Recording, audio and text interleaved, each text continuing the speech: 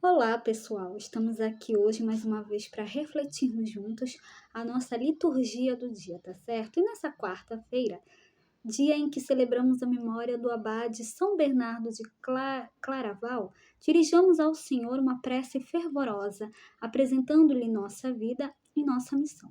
Então, que nós possamos celebrar a liturgia com alegria e devoção. Então, a primeira leitura está em Juízes, capítulo 9, versículos 6 a 15.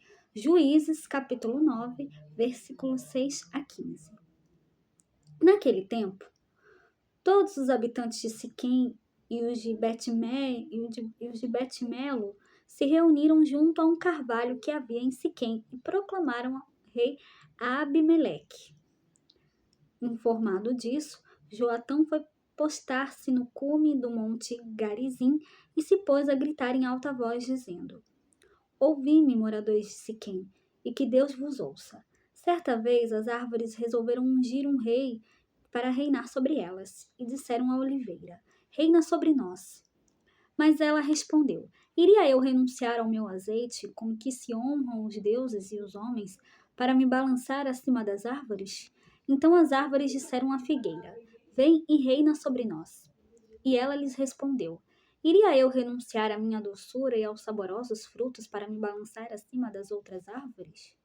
As árvores disseram então à videira: Vem e reina sobre nós. E ela lhes respondeu: Iria eu renunciar ao meu vinho, que alegra os deuses e os homens, para me balançar acima das outras árvores?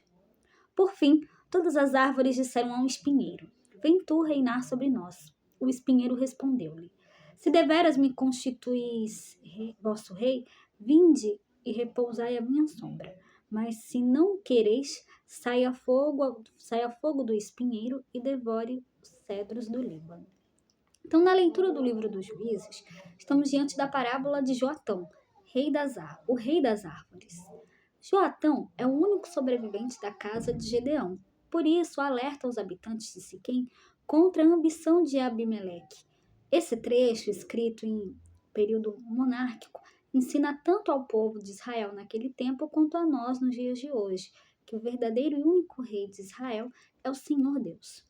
Contesta-se dessa forma aos reis que se desviavam dos caminhos e dos mandamentos divinos.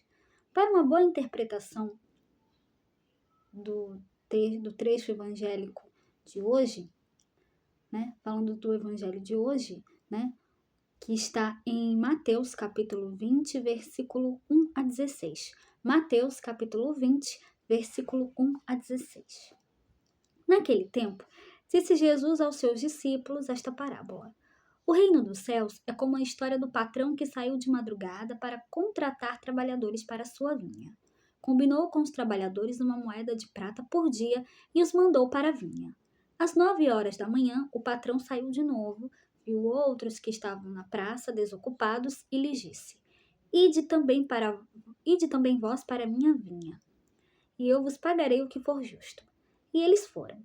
O patrão saiu de novo ao meio-dia e às 3 horas da tarde e fez a mesma coisa. Saindo outra vez pelas 5 horas da tarde, encontrou outros que estavam na praça e lhes disse: Por que estáis aí o dia inteiro desocupados? Eles responderam: Porque ninguém nos contratou. O patrão lhes disse: Ide vós também para a minha vinha. Quando chegou a tarde, o patrão disse ao administrador: Chama os trabalhadores e paga-lhes uma diária a todos, começando pelos últimos até os primeiros. Vieram os que tinham sido contratados às 5 da tarde e cada um recebeu uma moeda de prata. Ao receberem o pagamento, começaram a resmungar contra o patrão. Estes últimos trabalharam 1 hora só, e tu os igualaste a nós, que suportamos o cansaço e o calor o dia inteiro. Então o patrão disse a um deles: Amigo, eu não fui injusto contigo. Não combinamos uma moeda de prata? Toma o que é teu e volta para casa. Eu quero dar a este, que foi contratado por último, o mesmo que dei a ti. Por acaso não tenho o direito de fazer o que eu quero com aquilo que me pertence? Ou estás com inveja porque estou sendo bom? Assim, os últimos serão os primeiros e os primeiros serão os últimos. Então, no evangelho de hoje, para uma boa interpretação, vale recordar aquela máxima do texto de ontem: os últimos serão os primeiros e os primeiros serão os últimos. Os não-judeus, chamados por último, são os primeiros a acolher generosamente o reino dos céus e dele participarem. Coloca-se em paralelo, de um lado, a atitude de Deus com os operários da última hora e, de outro, a atitude dos operários da primeira hora. Assim denuncia-se uma comunidade na qual há privilegiados. Deus age e salva todo o gênero humano indistintamente. Então, era isso que eu tinha para falar para vocês hoje. Muito obrigada a todos por curtirem, por comentarem. Aqueles que só assistem mesmo também agradeço. Espero que vocês tenham gostado dessa reflexão de hoje. Espero encontrá-los todos aqui amanhã, quinta-feira, se Deus quiser, para continuarmos refletindo cada vez mais as leituras da Sagrada Escritura. Então, muito obrigada a todos e até a próxima, se Deus quiser.